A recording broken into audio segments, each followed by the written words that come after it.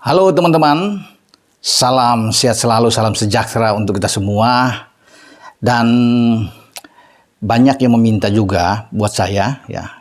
Ini Bung Ropan, bagaimana pendapat Anda tentang kepengurusan PSSI yang sudah terbentuk, sudah terpilih sejak 16 Februari yang lalu dalam Kongres Luar Biasa atau KLB, ini PSSI, di mana Erick Thohir tampil sebagai pemenang dan menjadi ketua umum menggantikan Muhammad Iryawan atau Iwan Bule ya sebagai presiden sepak bola kita ya. Ini banyak hal-hal yang muncul ya, terutama juga situasi yang sempat ribut di pencalonan waketum. Setelah Erick terpilih kan ada pemilihan wakil ketua dan itu sudah lewat semua ya, segala kekacauan yang terjadi. Tapi apapun itu, pengurus PSSI sekarang sudah terbentuk dengan komando ada di tangan Erick dan semua berharap bahwa ada perbaikan. Ya, ada transformasi di sini. Erick akan membawa angin segar dan juga membawa persepak bolaan kita jauh lebih baik, paling tidak untuk 4 tahun ke depan. Jadi kalau mau dilihat ya teman-teman, kalau sampai hari ini dari tanggal 16 kita hitung, berarti sudah 10 hari. Ya. Erick ini baru memimpin, masih seumur jagung masih. Tapi Erick sudah melakukan hal-hal yang bagus. Gebrakan dia, cara dia memimpin, mengumpulkan semua exco. Ya walaupun di sana dari 12 exco yang terpilih, ya ada 50% adalah exco lama. Wah, banyak juga yang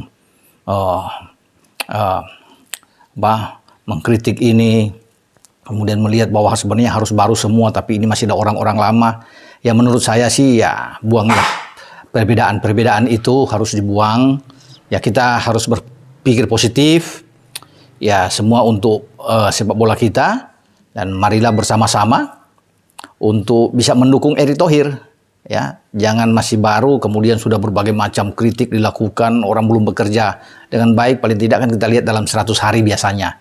Tapi ini kan Erick sudah melakukan suatu gebrakan yang luar biasa, gerak cepat. Ya artinya ini ada niat sungguh-sungguh dari seorang ketua umum.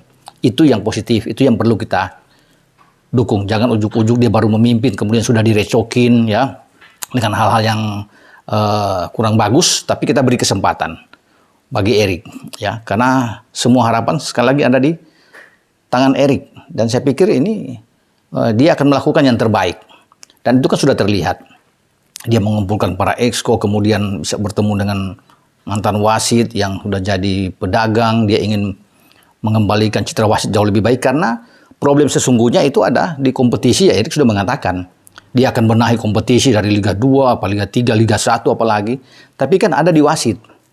Kompetisi itu akan bagus kalau wasit-wasit SDM-nya tuh baik, berkualitas, karena selalu kompetisi ini akan ricu, akan ribut karena kepemimpinan wasit yang tidak benar. Jadi memang dari SDM, dari wasit dulu. Ya, kalau wasit sudah bagus, baik, kompetisi akan baik, karena yang menentukan di lapangan untuk jalannya pertandingan tuh selama 90 menit kan itu ada di wasit. Dengan segala tindakan dia, keputusan-keputusan dia yang kontroversial banyak, yang membuat keributan ya, itu yang harus dibenahi oleh Erick. Pekerjaannya banyak, ya PR-nya bagi Erick, bukan cuma itu juga. Ya, bukan hanya kompetisi, wasit, dan banyak ini untuk urusan supporter lah. Semua harus itu, tapi kan itu satu-satu. Saya pikir itu oke, semua step by step. Kemudian juga bagaimana harus ada kantor yang PSSI yang permanen, tidak sewa lagi, itu sudah di kepala pasti. Itu bagi persoalan mudah bagi Erick, ya karena Erick udah punya duit, ya semua dia bisa lakukan, ada kedekatan dengan pemerintah, apalagi dengan FIFA, ya dia begitu dekat dengan Presiden FIFA, Gianni Infantino. Kemudian satu hal yang juga sangat bagus yang sudah dilakukan Erick adalah bagaimana dia juga bersama dengan Presiden Jokowi itu berkunjung ke IKN, ibu kota negara kita, ya dari Kalimantan Timur sana, untuk melihat training center, ya bakal yang akan dibangun di sana. Jadi bagus, ada 6-8 lapangan mungkin akan ada di sana, sehingga kita tim nasional itu tidak lagi cari-cari sewa-sewa dan sebagainya, dan itu sudah difokuskan di sana. Ini bagus. Karena kepengurusan PSSI yang lain kan di ketua-ketua yang lain itu gagal selalu menghadirkan training game atau training center bagi tim nasional. Kalau ini sudah ada oke, dan Erick bergerak begitu cepat. Ya dengan dukungan FIFA, mungkin dana dari FIFA yang akan kasih, dan yang paling penting ada dukungan dari pemerintah semua juga komponen yang ada di kepengurusan Erik saat ini ya harus punya integritas yang sangat baik ya. Dan Erik ini kalau saya ibaratkan di lapangan sepak bola dia striker. Bolehlah cerdas, boleh punya kemampuan skill individu yang bagus, teknis yang bagus, tapi yang dibutuhkan adalah mencetak gol. Kalau dia bermain di striker. Nah, bagaimana Erik harus bisa mencetak gol? Ya, dalam hal ini cetak gol itu adalah prestasi tim nasional kita. Tentunya harus didukung dengan teamwork, kekompakan yang ada. Jadi, kemudian kalau bermain dengan misalnya 4-3-2-1 ya, 2 di belakang Erik kan tentunya ada 2 wakil ketua. Ya, Pak Zainuddin Amali dan Ratu Tisa. Jadi belakangnya gelandang-gelandang pemain belakang termasuk kiper para exco. Harus didukung. Kalau tidak didukung, ya sulit untuk bisa mencetak gol. Sulit untuk bisa masuk kotak penalti. Erik walaupun berjuang sendiri tidak mungkin. Dia harus didukung penuh. Nah itu saya bilang, kalau dia didukung dia bisa mencetak gol, bisa ada prestasi. Karena slogan Erik di sini kan begitu dia jadi ketua, dia harus bersih-bersih. Ini yang paling penting. Karena dari mafia, dari match fixing dia sudah bertemu dengan undang Kapolri di sana berbicara bagaimana memberantas ini situasi yang sangat sulit dalam persepak bolaan kita. Pengaturan skor, itu sudah dilakukan cepat. Dia melakukan ini. Kemudian sudah ada bagaimana untuk bisa mendapatkan tempat latihan bagi tim nasional. Ini yang baik, yang sudah dibuat oleh Erik. Jadi itu saya bilang, prestasi itu akan datang kalau semua bekerja dengan baik. Bekerja sama lah, teamwork baik dari para esko semua, wakil ketua, nanti ada pemilihan sekjen. Dan saya pikir Erik jangan salah lah untuk memilih seorang sekjen ya. Karena di tangan Anda lah. Waktu itu sekjen harus betul-betul yang harus profesional, ya harus baik, ya punya komunikasi juga yang bagus dengan keluar, dunia internasional, dan harus orang-orang yang di mata Erik baik dalam hal bekerja. Saya pikir harus orang baru, orang yang punya visioner, visi yang sangat baik untuk mendukung kinerja ketua umum. Jadi itulah, jangan salah pilih sekjen ya untuk bisa membantu Anda dalam roda kepengurusan, karena sekjen kan punya kekuatan yang baik ya.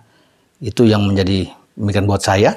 Dan kalau soal bersih-bersih sudah ada di otak Erik, tinggal prestasi ya.